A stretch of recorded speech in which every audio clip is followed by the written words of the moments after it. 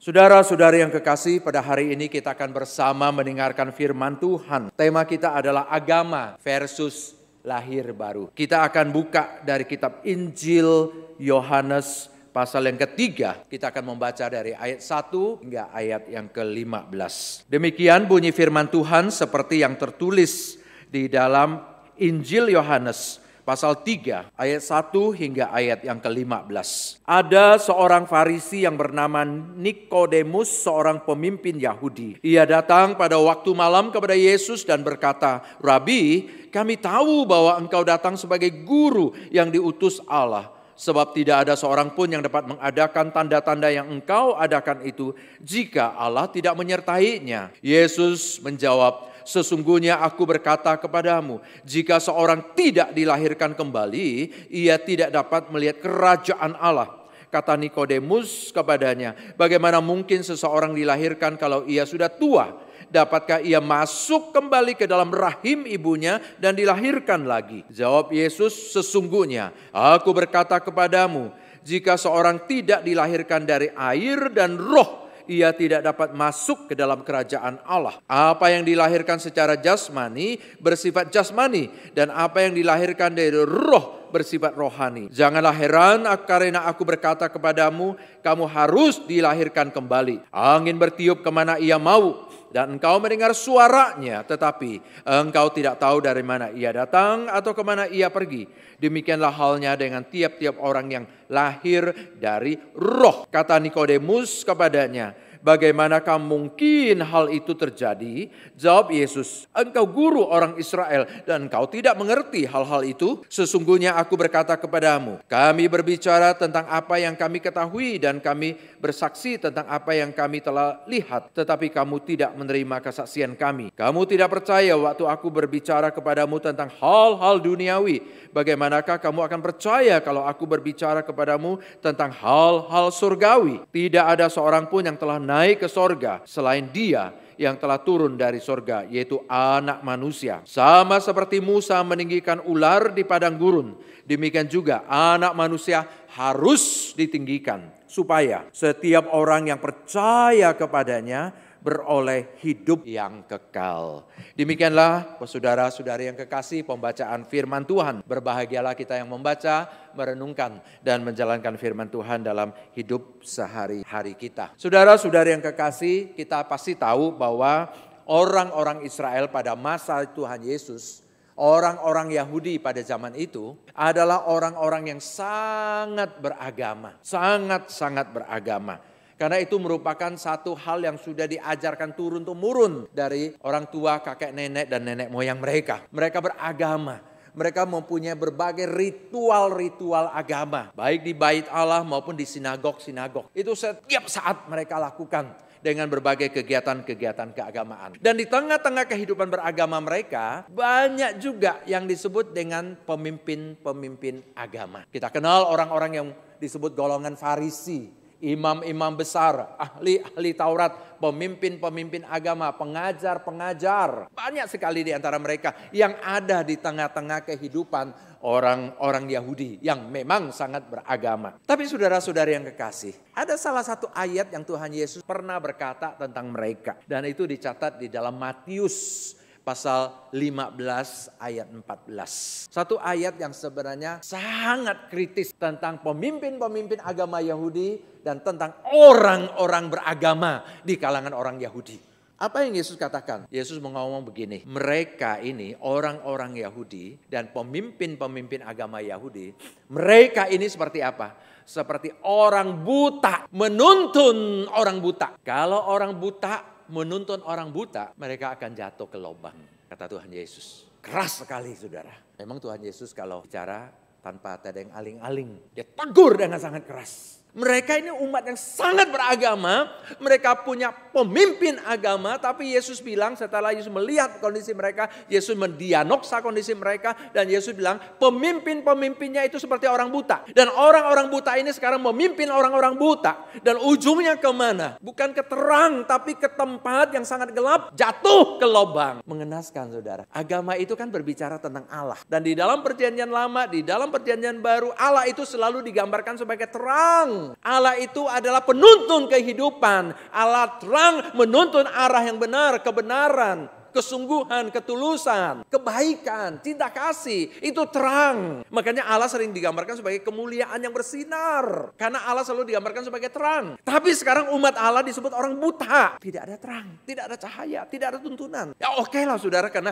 namanya umat. Orang-orang berdosa, orang-orang yang mungkin belum belajar, orang-orang yang belum tahu jalan, orang-orang yang memang perlu dituntun, orang-orang seperti domba-domba tanpa gembala. Mungkin kalau mereka disebut buta, ya oke lah, karena memang mereka masih perlu dituntun, perlu dibimbing. Tapi problemnya adalah ternyata pemimpin-pemimpinnya juga disebut buta. Harusnya pemimpin pengajar agama bukannya mereka yang tahu jalan, tahu terang, tahu menuntun. Gembala yang menuntun domba-domba menuju padang rumput yang hijau. Orang-orang yang mengarahkan jalan menuju kepada kebenaran. Tapi kalau mereka juga buta, bagaimana? Apa yang terjadi? Dua-duanya jatuh ke lubang, lebih gelap lagi. Tapi saudara, mereka adalah orang yang setiap hari melakukan ritual-ritual agama. Tapi ternyata mereka adalah orang buta, menuntun orang buta. Dan salah seorang di antara mereka itu adalah yang kita baca tadi, Nikodemus. Saudara sekalian, Nikodemus ini disebut ahli agama, orang pemimpin agama. Tapi apa yang menjadi problem dalam diri orang ini? Nikodemus yang kita baca. Dia boleh disebut ahli agama, mimpin agama, orang yang setiap hari mungkin baca kitab-kitab agamanya, orang yang setiap hari memimpin ritual-ritual agamanya. Tapi orang ini Nikodemus dan bersama teman-teman pemimpin-pemimpin agama, mereka tidak bisa melihat kerajaan Allah. Mereka tidak bisa tahu bagaimana jalan menuju dan masuk ke dalam kerajaan Allah. Itu yang Yesus dianoksa tentang mereka ini, dan khususnya dalam bacaan kita tentang Nikodemus. Bukankah pemimpin itu yang harus menuntun orang? Menuntun orang kemana? Kepada Allah, kepada pimpinan Allah, tuntunan Allah, kepada kerajaan Allah. Untuk bisa melihat, untuk bisa masuk ke dalam kerajaan Allah itu. Tapi dalam percakapan ini jelas sekali bahwa orang ini, Nikodemus, ahli agama ia, pemimpin agama ia, tetapi tidak tahu, tidak melihat kerajaan Allah. Terus sekalian dalam bacaan tadi itu di ayat 1 misalnya dikatakan dia pemimpin agama. Itu kata yang sangat luar biasa besar. Pemimpin, leader of the religion. Pemimpin agama. Zaman itu selebriti itu bukan datang dari penyanyi, datang dari YouTuber, datang dari orang-orang main Instagram. Tapi pemimpin agama itu selebriti. Tidak heran dari mereka banyak yang suka berpakaian-pakaian yang luar biasa untuk menunjukkan mereka pemimpin dan berdoa di tengah jalan, di pinggir jalan, di pasar supaya apa? Orang bilang selebriti. Wah, hebat sekali keagamaannya, hebat sekali doa setiap saat. Orang beli sayur dia lagi berdoa. Wah, luar biasa, hebat. Ya kalau sekarang Anda lakukan begini, pendeta lakukan ini, ya dibilang ini orang ngapain sih, setengah gila atau apa gitu. Karena selebritinya lain. Kalau ada bintang film, ada penyanyi yang lewat, wah semua orang foto. Kalau pendeta lewat nggak ada yang tahu kan, karena tidak jadi selebriti zaman ini. Tapi zaman dulu pemimpin agama itu selebriti. Itu betul-betul dikagumi, dihormati, posisinya tinggi luar biasa. Dan bukan hanya itu, disebutkan di dalam ayat 10 dia pengajar, guru, dosen, pemimpin yang mengajar. Yang menuntun orang, pengajar Israel. Tapi apa yang Yesus katakan tentang orang ini? Yesus bilang begini di ayat yang kita baca di ayat 3. Jika seorang tidak dilahirkan kembali, ia tidak dapat melihat kerajaan Allah. Artinya orang ini bisa begitu hebat sebagai ahli agama, sebagai pemimpin, sebagai pengajar. Tapi Yesus bilang, kamu tuh masih belum tahu bagaimana untuk bisa melihat dan masuk ke dalam kerajaan Allah. Jadi bagaimana kamu bisa memimpin orang, bisa menuntun orang untuk masuk ke dalam kerajaan Allah. Karena dia mengajarkan ritual, upacara, ngomong terus tentang agama. Tapi rupanya dia tidak tahu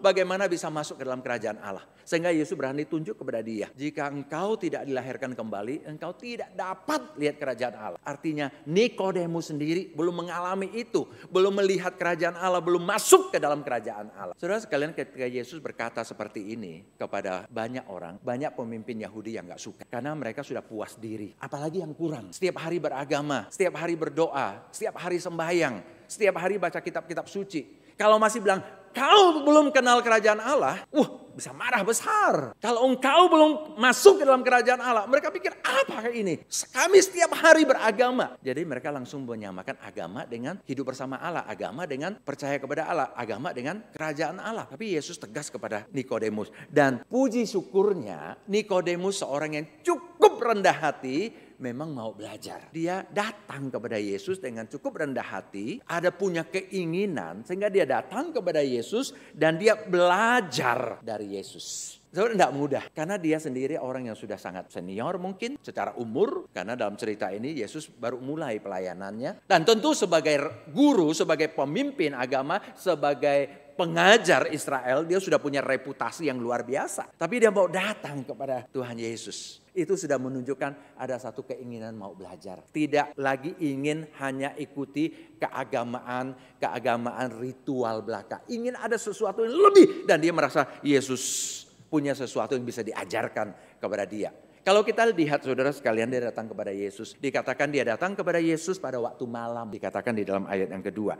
Kenapa datang pada waktu malam? Ya, bisa saja kita berpikir pagi, siang, sore dia sangat sibuk. Tapi sebenarnya ya tidak sibuk-sibuk amat kalau dia mau datang. Kebanyakan kalau kita lihat dia, kebanyakan orang akan menafsirkan. Kalau melihat kebudayaan waktu itu, kebiasaan waktu itu, sebenarnya enggak kayak gitu datang malam-malam untuk ke rumah orang untuk bicara. Tapi kenapa dia datang malam-malam? Sangat besar kemungkinan karena dia masih agak sedikit takut, agak sedikit malu, agak sedikit tidak enak dengan pemimpin-pemimpin agama yang lain. Bahwa dia datang kepada Yesus untuk belajar, untuk bertanya kepada Yesus. Biasanya pemimpin agama datang kepada Yesus untuk mengkritik Yesus. Bahkan mau menangkap Yesus, mau menyalibkan Yesus. Tapi dia mau datang belajar. Jadi dikatakan dia datang malam hari. Anyway, oke lah saudara. Ya walaupun mungkin dia agak khawatir, agak takut, agak malu. Datang terang-terangan, paling tidak dia datang. Dia mau datang. Menunjukkan ada satu kerinduan, keinginan untuk datang. Bukankah biasa kita juga seperti itu? Ya kita ingin, tapi ya karena ragu. Tapi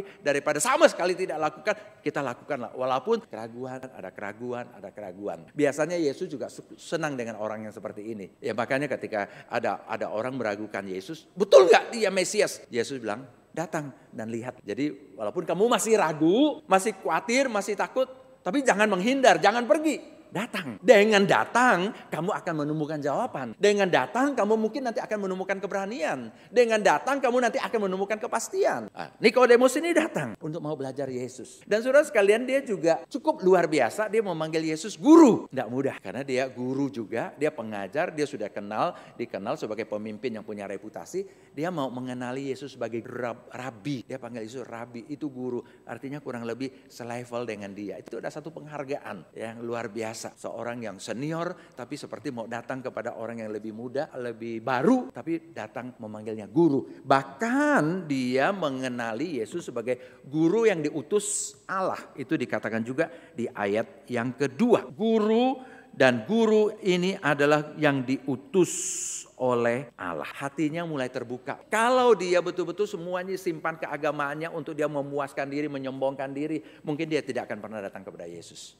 Tapi hanya dia datang kepada Yesus. Nah saudara sekalian, karena datang kepada Yesus itulah maka sebenarnya menunjukkan dia punya kemauan belajar. Ya, kalau waktu Yesus menjawab dia nggak paham. Ketika dia dikritik, dia bertanya kembali.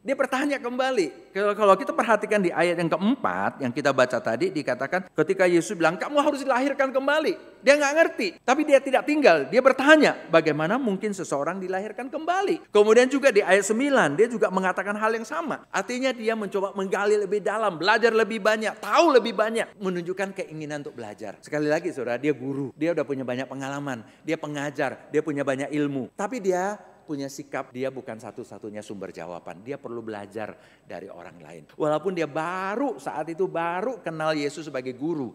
Tapi itu udah sangat lumayan. Karena anyway dia punya kerendahan hati untuk belajar. Makanya saudara, ketika Yesus ngomong dengan agak keras ke dia tuh nggak marah. Dia masih mau dengar, dia masih mau belajar. Karena dia bertanya bagaimana mungkin seseorang dilahirkan kembali. Masa masuk perut ibunya lagi begitu ya. Bagaimana mungkin hal itu terjadi. Bagaimana mungkin untuk melihat kerajaan Allah harus lahir kembali dan sebagainya. Kemudian Yesus bilang apa? Dengan agak keras, engkau kan guru, engkau kan pengajar Israel. Kamu gak ngerti soal-soal yang seperti ini. Ya Yesus bukan menghina, Yesus bukan merendahkan, tapi Yesus ingin tegur langsung ke hatinya. Selama ini apa yang kamu ajarin? Selama ini agamamu itu seperti apa? Masa yang basic bahwa beragama itu adalah datang kepada Allah, percaya kepada Allah, hidup bersama Allah, dipimpin oleh Allah. Kamu kok gak ngerti yang seperti itu? Jadi selama ini kamu ngajarin apa? Engkau tidak mengerti kata Yesus. Dan itu betul saudara. Karena dalam ajaran Nikodemus dan guru-guru agama pada waktu itu, bahkan di dalam seluruh konsep orang-orang Yahudi pada waktu itu, begitu mereka lahir sebagai orang Yahudi, mereka itu sudah anak-anak Allah. Mereka sudah ada di dalam kerajaan Allah. Lahir di dusun X,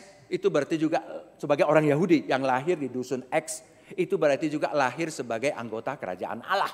Itu berarti menjadi anak-anak Allah. Itu berarti orang yang disayang oleh Allah. Tidak ada masalah lagi dengan hidup mereka.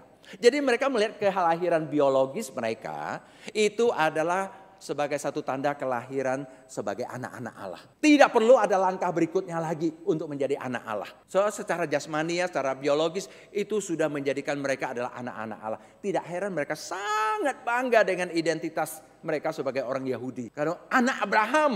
Kalau anak Abraham berarti itu adalah anak-anak Allah. Otomatis seperti itu. Dan itu yang diajarkan oleh Nikodemus. Memang ada orang yang dengan rendah hati mengajarkan, tapi umumnya menjadi satu kesombongan.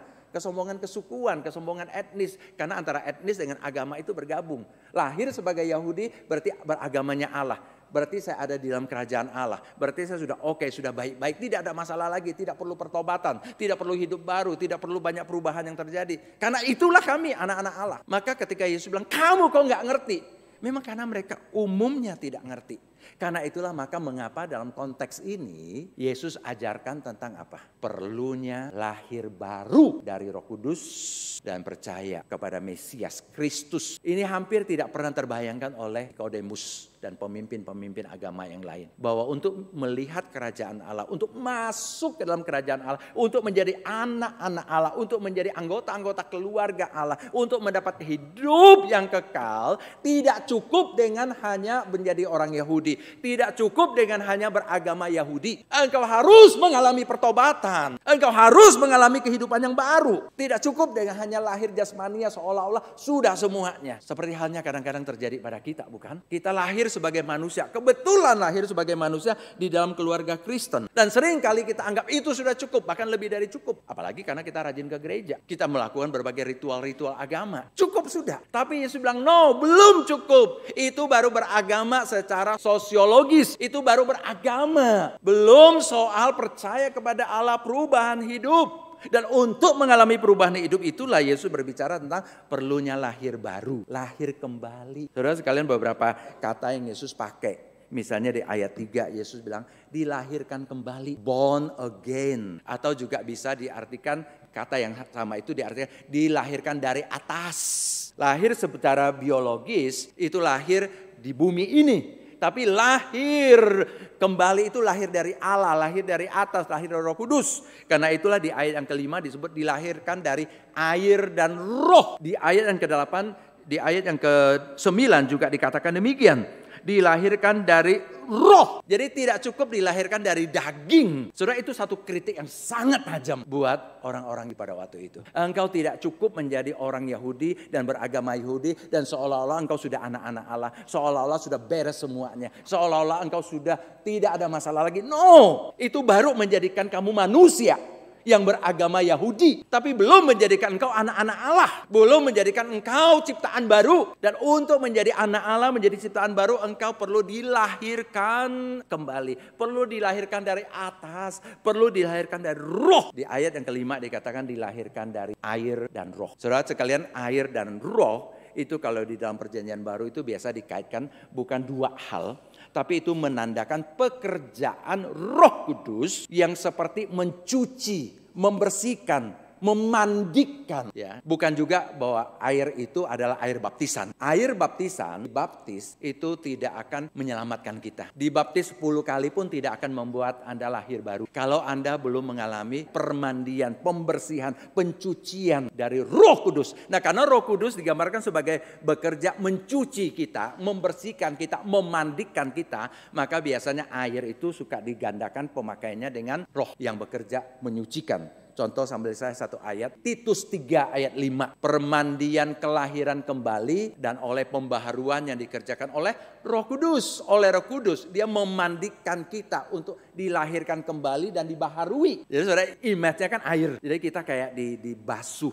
Makanya waktu dibaptis itu adalah satu tanda kita sudah mengalami pembasuhan, pencucian, permandian oleh Roh Kudus. Jadi kita dibaptis dengan air, menandakan bahwa kita sudah dimandikan oleh Roh Kudus dan kita sudah percaya kepada Tuhan Yesus Kristus. Bahasa seperti ini nggak ada di dalam Nikodemus dan teman-temannya di kalangan orang Yahudi. Bahwa mereka perlu mengalami satu pembaharuan yang seperti demikian sama sekali tidak dipikirkan. Bahkan bukankah kita lihat cenderung mereka menolak Yesus. Bahkan ketika Yesus melakukan pekerjaan-pekerjaan ajaib dengan kuasa Allah. Mereka sampai bilang Yesus itu melakukan pekerjaannya dengan kuasa, setan, menolak Yesus sedemikian rupa. Tapi Yesus itu bilang, justru apa yang dia sedang lakukan, apa yang sedang dia ajarkan, kehadirannya di tengah-tengah itu menjadi satu jalan menuju kepada hidup baru. Makanya di dalam bacaan kita tadi, saudara, di ayat ke-15 ya, kita perhatikan di situ, dikatakan begini ayat 14 dan 15 ya. Sama seperti Musa meninggikan ular di padang gurun, demikian juga Anak Manusia harus ditinggikan supaya setiap orang yang percaya kepadanya beroleh hidup yang kekal. Kehadiran Yesus di tengah-tengah orang Yahudi ingin mentransformasi cara berpikir keagamaan orang Yahudi. Bahwa apa yang kau lakukan ini enggak cukup, bahkan jauh dari cukup. Engkau harus apa? Mengalami pembaharuan pekerjaan oleh Roh Kudus. Dan bagaimana caranya? Engkau harus percaya kepada Tuhan Yesus. Dan dengan itulah engkau mendapat hidup yang kekal. Dengan itulah engkau menjadi anak-anak Allah. Dengan itulah engkau bisa masuk dan melihat kerajaan Allah. Kau tidak mengalami itu, maka engkau hanya beragama. Walaupun sangat rajin, engkau baru beragama tetapi belum mengalami kelahiran baru. Belum mengalami satu kondisi sebagai anak Allah, hidup di dalam kerajaan Allah. Saudara sekalian, itu yang Yesus ingin ajarkan, termasuk untuk kita. Rata-rata kita orang yang jelas beragama. Bahkan mungkin bukan generasi pertama, kita mungkin generasi kedua, generasi ketiga sebagai orang yang beragama. Dan mungkin kita juga cukup rajin. Mungkin banyak sekali ritual agama yang kita lakukan. Ya mungkin kalau bukan harian, ya mungkin banyak yang juga harian. Paling tidak seminggu beberapa kali. Apalagi kalau banyak sekali kegiatan-kegiatan yang kita ikuti. Ya, saya tahu kalau di Manado ini kalau lagi acara seperti menjelang Natal, Paskah, ya Jumat Agung, banyak sekali kegiatan-kegiatan. Mungkin kita juga sangat terlibat di dalam hal-hal yang seperti itu. Sangat bagus tentu daripada terlibat di dalam pekerjaan-pekerjaan yang kriminal misalnya. Tetapi itu belum cukup. Karena Yesus sedang mengajarkan intipati dari semua itu adalah di dalamnya perlu apa? Lahir baru, lahir kembali. Born again, born from the Holy Spirit. Dilahirkan dari atas. Saudara, itu lahir baru. Lahir baru artinya lahir pertama sebagai manusia. Lahir pertama secara biologis itu cukup menjadikan kita sebagai manusia. Tapi tidak cukup menjadikan kita sebagai anak-anak Allah. Cukup menjadikan kita sebagai orang Kristen, tapi tidak cukup menjadikan kita sebagai pengikut-pengikut Kristus. Kalau kita lahir dari keluarga Kristen, ya pasti kita orang Kristen. Tapi tidak cukup menjadikan kita sebagai pengikut Kristus. Kita perlu lahir baru. Lahir baru itu bukan kelahiran jasmania, tapi kelahiran rohania oleh pekerjaan Roh Kudus. Pertobatan. Terima Tuhan Yesus sebagai Tuhan dan Juru Selamat. Mengalami pembaruan dari dalam oleh Roh Kudus.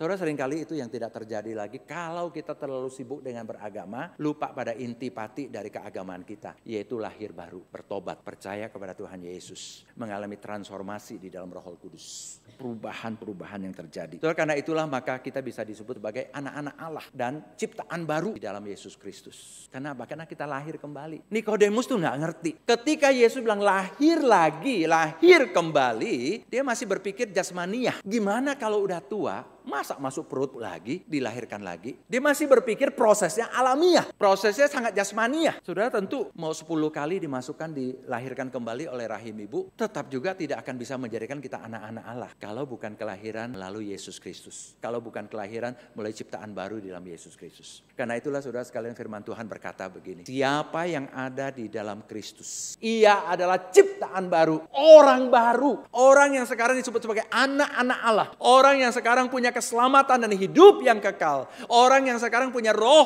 Kudus yang bekerja dari dalam untuk menjadikan kita semakin baru, semakin ditransformasi, semakin berkualitas hidup kita. Semakin menjadi mirip dengan Yesus Kristus. Ciptaan baru. Saudara ingat baik-baik, menjadi ciptaan baru bukan karena kita ke gereja. Menjadi ciptaan baru bukan karena kita beragama. Menjadi ciptaan baru karena kita percaya Yesus, karena kita lahir baru oleh Roh Kudus, karena kita punya hidup yang kekal karena kita sekarang sebagai anak-anak Allah. Itu namanya hidup baru. Dan hidup baru itu ketika dipancarkan keluar, jelas sekali kelihatan buahnya. Buah-buah hasil transformasi kehidupan kita. Pasti terjadi apa saudara? Perubahan dalam hidupmu. Transformasi. Yang tadinya berdosa, sekarang menjadi anak-anak Allah. Yang tadinya membenci Allah, tidak suka pada Allah, hanya suka hal-hal yang menyenangkan kita. Sekarang kita suka kepada Allah, suka pada pekerjaan Allah. Kita belajar mencintai Allah, kita belajar untuk dipakai oleh Allah. Yang tadinya punya sifat-sifat buruk, suka marah, suka mendendam. Sekarang kita buang dan kita sekarang memulai satu kehidupan yang baru. Perubahan seperti itu yang terjadi pada Nikodemus. Cerita Nikodemus tidak berakhir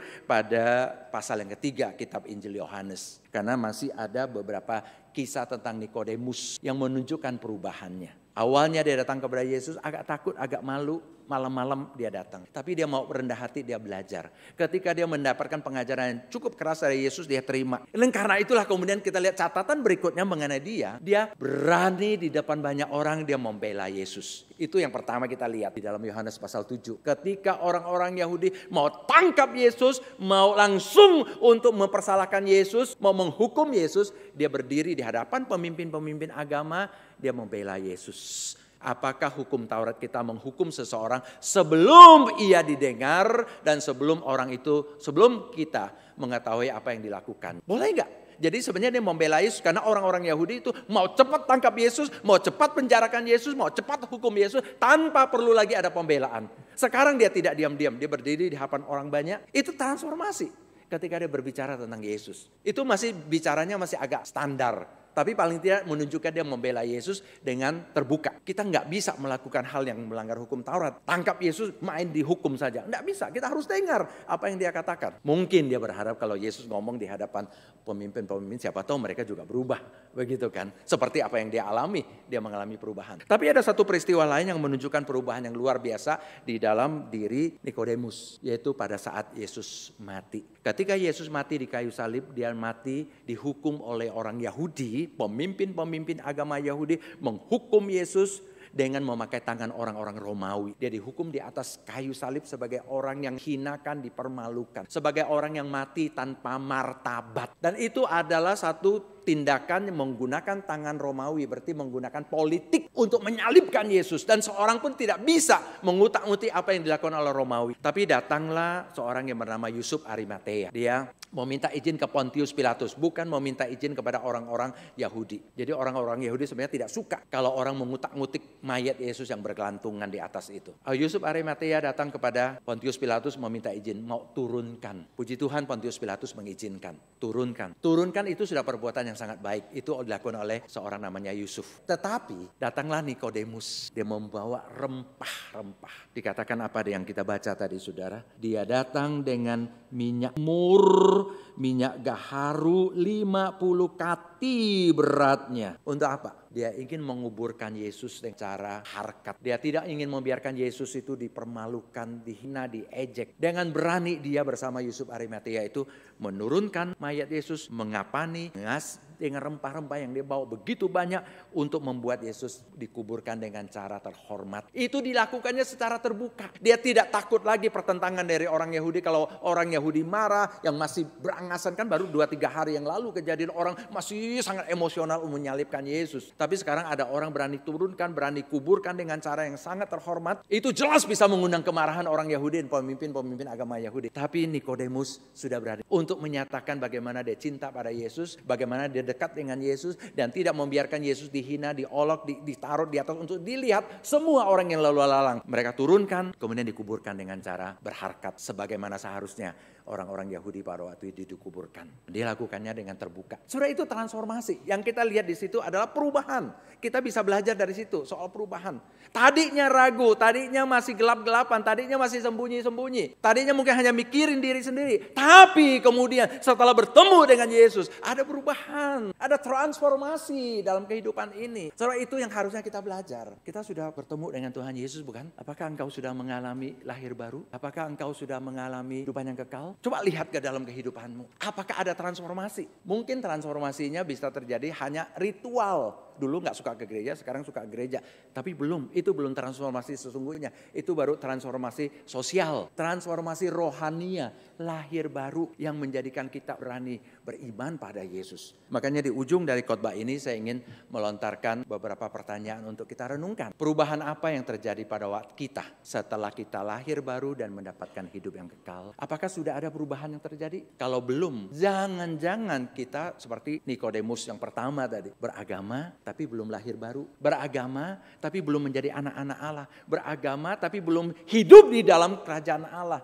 Beragama tapi bukan ciptaan baru. Jadi tidak ada transformasi yang terjadi. Kalau belum, kita hari ini harus terima Tuhan Yesus sebagai Tuhan dan Juru Selamat. Sungguh-sungguh terima dalam hati kita. Minta diubahkan, minta ditransformasikan oleh Roh Kudus. Supaya hidup kita jangan begini-begini saja. Supaya kita tidak hanya beragama Kristen, tapi betul-betul menjadi pengikut Yesus Kristus. Tapi kalau kita sudah lahir baru, kita tahu yakin kita sudah punya hidup yang kekal. Kita sudah anak-anak Allah. Kita adalah ciptaan baru. Identitas kita bukan lagi sekedar orang Chinese, orang Manado, orang Batak. Tapi kita adalah orang percaya Tuhan Yesus. Identitas kita sebagai anak Allah. Buah apa, transformasi apa yang terjadi dalam hidup kita? Apakah kita rajin bersaksi dengan terbuka kepada orang banyak? Menginjili orang. Melalui hidup kita yang terbuka untuk dibaca oleh orang. Menjadi kesaksian bagi orang-orang lain tentang kepercayaan kita kepada Yesus. Atau ketika orang melihat kita justru melihat begitu banyak keburukan yang masih ada. Atau melalui hidup kita memancarkan kesaksian. Terbuka di hadapan orang, bersaksi kepada banyak orang. Di rumah tangga, di tempat pekerjaan, tempat pergaulan sehari-hari, di sekolah, di kuliah. Kita bersaksi tentang Yesus. Tadinya mungkin kita gak berani, sembunyi, agak gelap-gelapan. Tapi sekarang setelah bertemu Yesus, setelah diubah oleh Yesus, setelah diselamatkan oleh Yesus, setelah menjadi anak-anak Allah, kita ciptaan baru. Berani kita bersaksi. Karena itulah identitas kita. Dan apakah hidup baru kita itu menjadi berkat bagi banyak orang. Di gereja kita bisa menjadi berkat melayani dengan sungguh-sungguh. Supaya orang yang belum bertobat, orang yang belum percaya boleh mendapatkan pertobatan, kepercayaan hidup kekal. Di luar gereja kita bisa jadi berkat. Bisa mulai mengasihi sungguh-sungguh, mengampuni sungguh-sungguh, menghibur orang, menguatkan orang.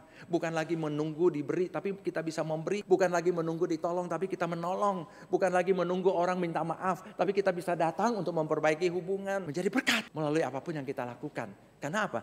Hidup baru, ada pancaran baru, ada salib Yesus dalam diri kita. Sebenarnya itulah kehidupan bersama dengan Kristus. Kita lahir baru, maka kita ciptaan baru. Siapa yang ada di dalam Kristus, ia adalah ciptaan baru. Yang lama sudah berlalu. Sifat lama, hobi lama, keburukan-keburukan masa lalu harusnya sudah berlalu. Yang baru, kehidupan sebagai anak-anak Allah yang baru sudah datang. Kiranya itu yang menjadi kehidupan kita, saudara-saudari sekalian. Amin.